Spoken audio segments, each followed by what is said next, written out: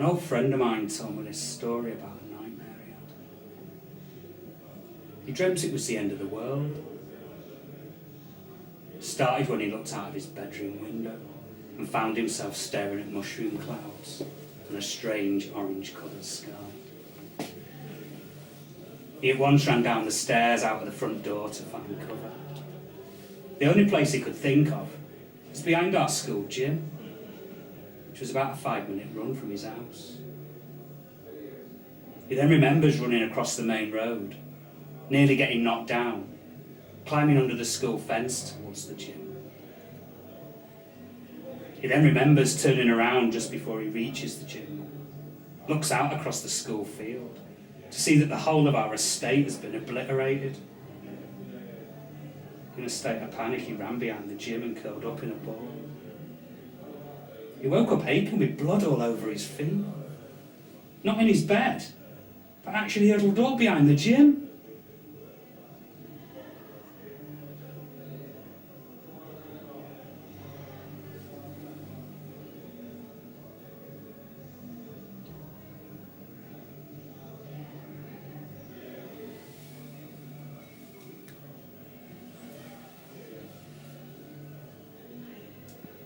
Oh, Nan, in your time-travelling chair, just sitting there with your tight perm hair. Oh, Nan, in your time-travelling chair, staring at the screen knowing Grandad's not there. Oh, Nan, in your time-travelling chair, watching repeated episodes of Tenko without a care. Oh, Nan, in your time-travelling chair, surrounded by your memories, embedded in your lair. Oh, Nan, in your time-travelling chair, bingo and cards was your thing, always a winning pair. Oh, Nan, in your time-travelling chair, waiting for you outside work was never a dull affair.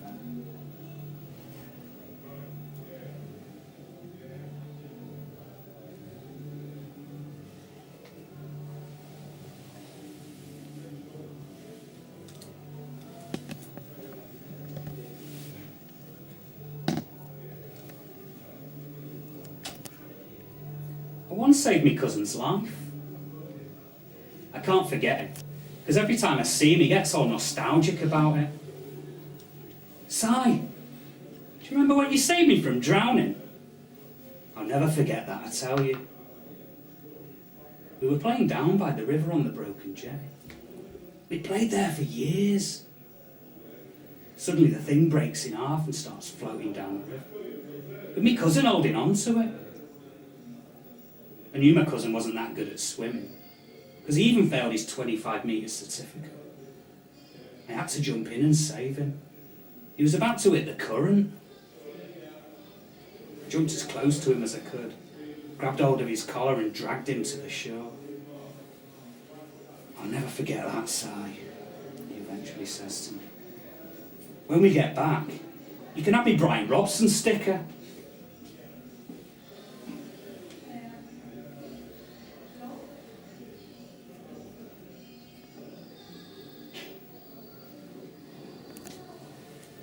There was a secret space in the middle of our high back privet hedge.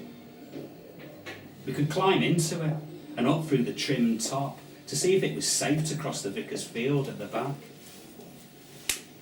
In the summer, the hedge was thick enough to walk on and clamber onto the garage roofs at the back of the local shops. I then usually had to explain to Mum about the deep scratches on my legs.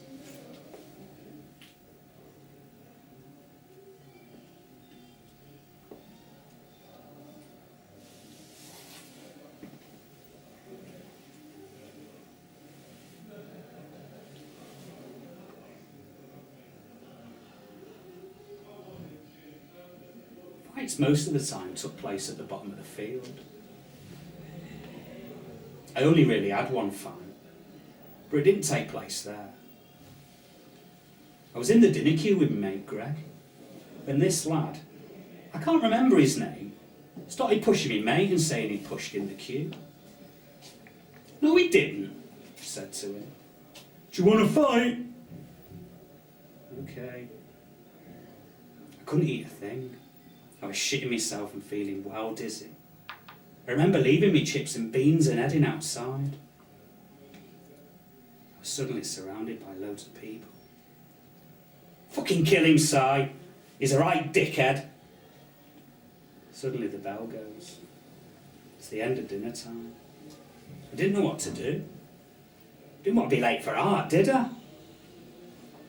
Let's go down to the bottom of the field, he says to me. No, I said. Floored him with one punch.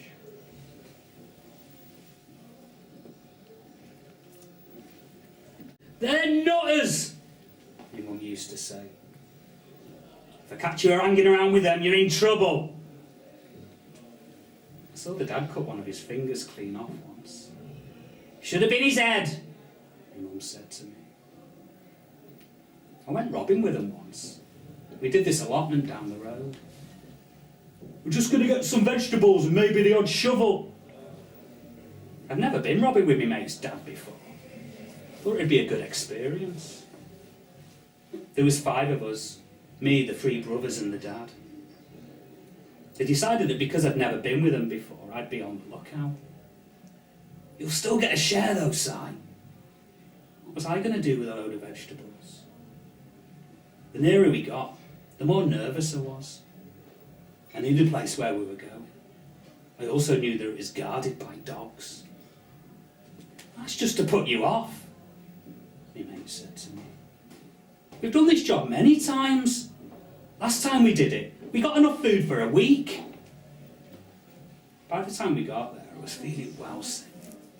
You could tell they'd been there before, because they went straight into an opening in the fence.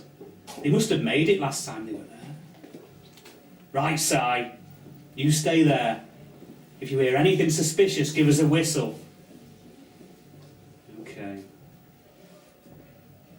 I stood next to the hole in the fence, and after a few seconds they were gone. I couldn't see a thing. It was well dark. Suddenly I hear this heavy breathing a few feet away from me. I was convinced it was the guard and his dog. I held my breath and stood as still as I could. My heart was going mad. I heard them light a cigarette and walk nearer to me. I didn't know what to do. Should I run? Should I whistle? I suddenly remembered that I couldn't whistle, so I pegged it. I didn't look back. I just ran towards her. There was this gang in front of me. They looked familiar. It was the skegs across the way with their arms full of stuff.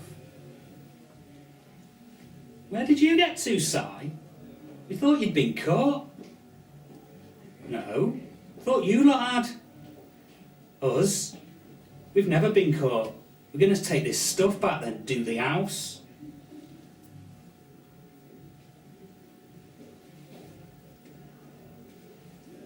Bridge was a good place to throw stuff off.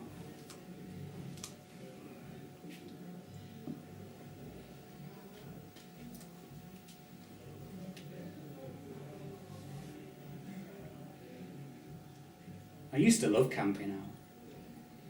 I still do. We used to camp out in this cave. It was down a valley in style. The tent fitted in beautifully.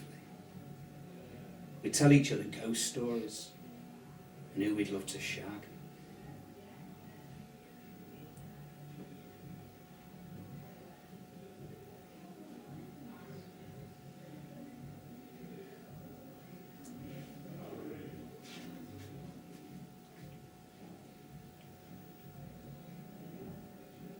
I saw this bloke hanging around at the bottom of our garden. I'd never seen him before. He did have this dodgy tash. I didn't say anything to me mum. She was a bit off me. A few days later I got woke up by this noise coming from outside. I looked out my window. Couldn't see a thing. I didn't think anything of it and went back to bed. The next day my mum asked me where my bike was. It's in the shed, innit? Not anymore, she said.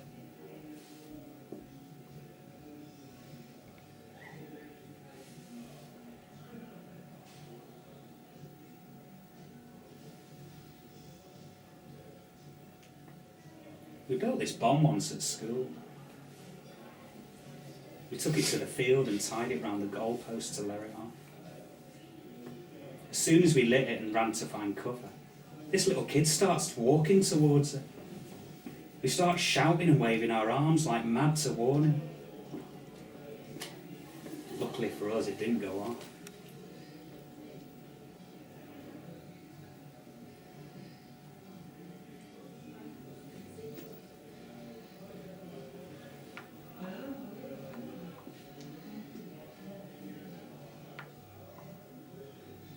I used to always hang out at the lamppost with Colin and that lot.